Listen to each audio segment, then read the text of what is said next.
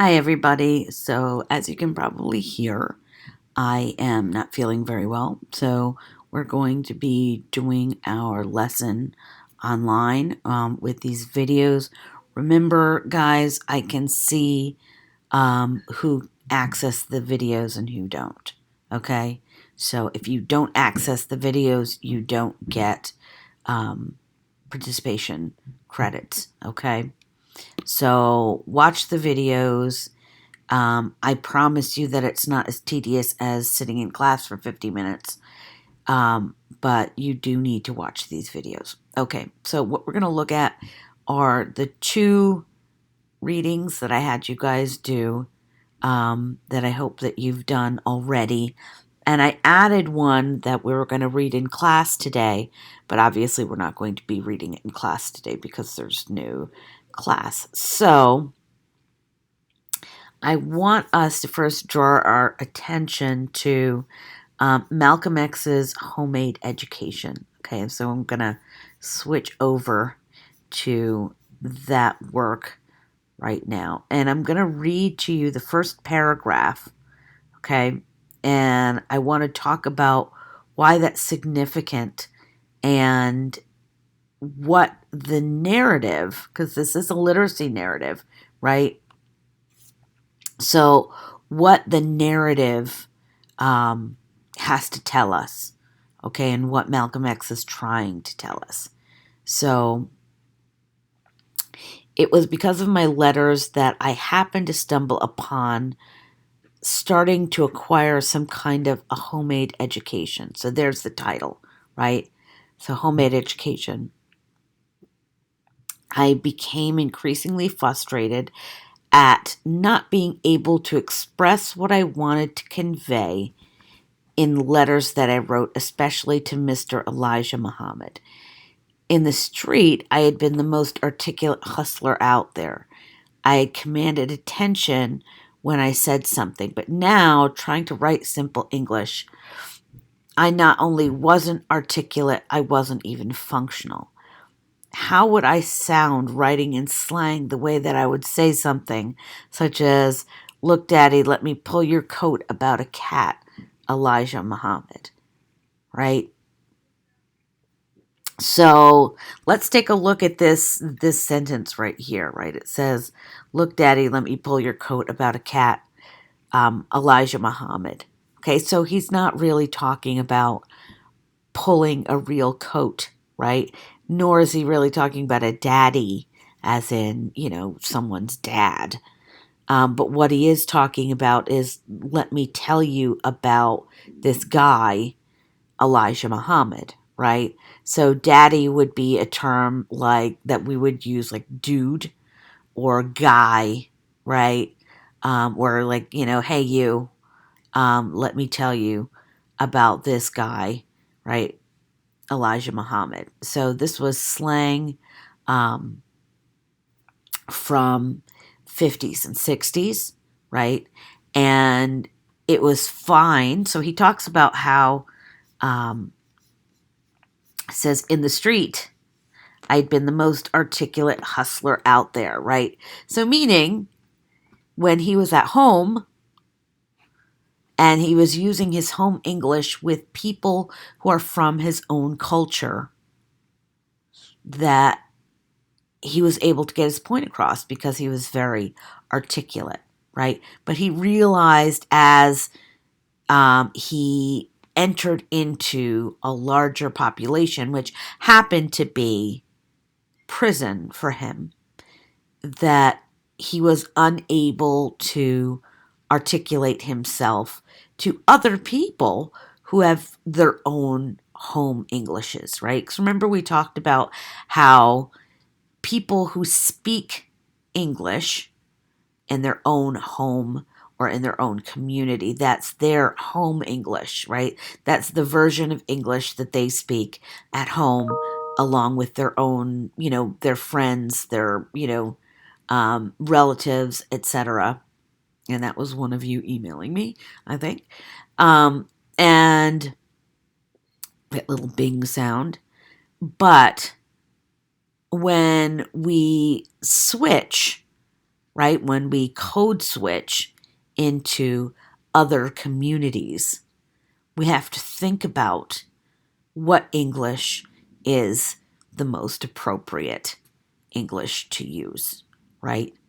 So, and, or, right, is it insulting to that culture to try and appropriate their English? So, is a more formalized English a better choice, right? So, but this is the moment where Malcolm X thinks to himself and decides that he can't communicate with other people outside of his own group with the English skills that he has.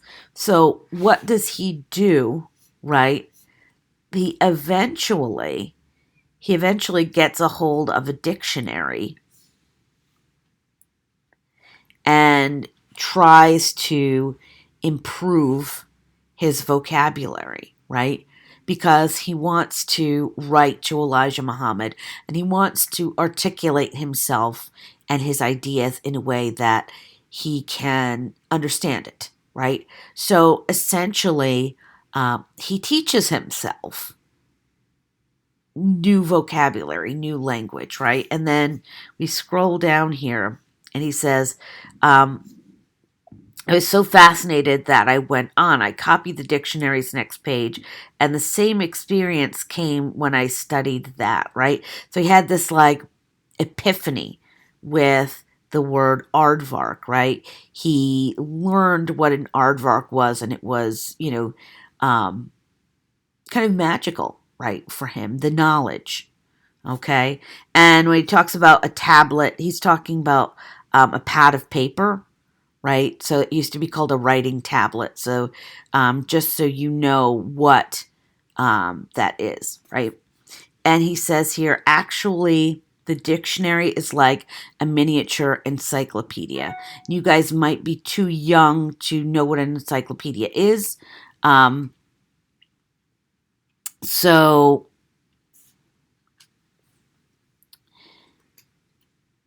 an encyclopedia is a series of books that explain things like, I don't know, aardvarks or falcons or whatever in great detail. And they were very popular before the internet, right? So it's kind of the reason why Wikipedia is called Wikipedia, because it's a wiki encyclopedia, right? So it's a portmanteau, which is a word that is two words kind of smushed together, right? So he thinks that the dictionary is kind of like a miniature encyclopedia, and he uses that to enhance his knowledge of language, right? And of things around him, right? So I'm going to scroll down. And the other thing that's interesting here, right? It says the Norfolk Prison Colony Library was in the school building. A variety of classes were taught there by instructors who came from such places as Harvard and Boston universities. The weekly debates between inmate teams were also held in the school building. You'd be astonished to know how worked up convict debaters and audiences would get over subjects like should babies drink milk, right? So we also get the idea that these prisoners at the time had access to people in higher education and were able to um, learn debate skills, right? And I'm assuming, they were taught classes that these professors taught to their students as well. So, a big difference from the prison system today, right, where these people had access to higher learning. And obviously, considering Malcolm X's career after this, it was life-changing, right? Having that access to education, right? Because that's what education should be. It should be life-changing. Okay, so, and he explores the prison library, right? And he talks about here how he reads until like 4 o'clock in the morning, and he, had this system where he waits for the guards to come back around, and he turns the lights off and pretends that he's sleeping, so he knows exactly how many minutes it takes for the guards to make their rounds, so that he knows how long he has, to read until he has to pretend he's sleeping again, right? And this is a pretty powerful statement here. It says 3 or 4 hours of sleep a night was enough for me. Often in the years in the streets, I had slept less than that, right? So he's giving you a little window into his life before he went into prison, and that, it was not, he did not have a cushy life before that, right? So he was used to not sleeping and, not having enough of anything, right? So this idea of sleeping, at 4 o'clock in the morning because he wanted to read, and then getting only a couple hours of sleep, right? He said, wasn't a huge deal, right? So, and this last sentence here is pretty powerful, okay, that I want you to think about. So between Mr. Muhammad's teaching, my correspondence, my visitors, usually Ella and Reginald, and my reading of books, months passed without even thinking about being in prison. In fact, up to then, I had never been so truly free in my life, right?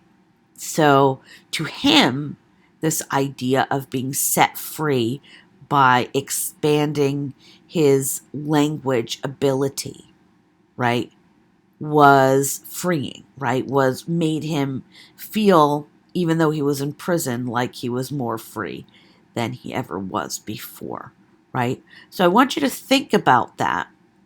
And why do you think he felt so incredibly free now that he had learned um, a broader vocabulary and a broader way of expressing himself? So why do you think that even though he was incarcerated, that was, more freeing? Okay. And I want you to think about the idea of Malcolm X code switching, right? Because I'm sure that when he would go back home, that his home English comes back, right? It happens to all of us, right? When I go back to New Jersey, my New Jersey accent comes out, and I start speaking more like, a person who regionally lives in the part of New Jersey where I grew up. And when I'm teaching, right, even though my accent is still there, it softens a little bit because I'm speaking a more academic type English, right? But the fact of the matter is, my accent is still there. It always will be, right? And I'm under no pretense that I don't have one.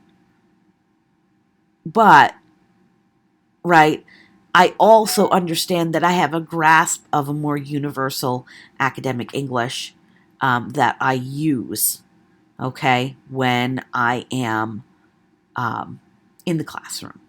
All right. And the idea here is for you guys to think about that your home English isn't bad English, isn't broken English. That's one of the terms that I really hate, right? Broken English. No English, no kind of communication, if successful, is broken, right? It is, if you've communicated your thoughts and your ideas, then you've done the job of language, right? But the purpose of code switching, the purpose of broadening your academic English skills is so that you have not less tools to speak with people, but more tools, right? Because an idea, and this may not happen to you because times are different now, but when I was a kid going to school, right, I came home and my English had changed because I was told that I needed to get rid of my Jersey accent, right? And when I was a little kid, I needed to get rid of my Dutch accent, right? And that, um, if I wanted to be part of academia, that I needed to, take on a more professional sounding, voice. And I came home and everyone was like, why are you so bougie and fancy? You know, what got into you? You are not the same person. And so even before I had the language to understand it, I began to understand that, speaking your home English at home is great, right? Because that is the language that helped you to acquire language, right? That's the type of English that helped you acquire language. And that it's not about giving up one English or another, or one dialect or another. It's about knowing what is appropriate to use, right? So, what is the appropriate type of English to use in a specific situation? And in the other readings, right, the 5 reasons why you would code switch, that talks about those types of things, right? And why people would consider code switching. So I'm going to end this video, and then the next video we're going to talk about the Lee Toneuchi piece, which might have been a little difficult for you guys, but I'm going to talk you through it a little bit. And then we're going to talk about the NPR piece about code switching, right, which kind of reinforces some of the things that I've been saying about code switching. So I will talk to all of you in the next video.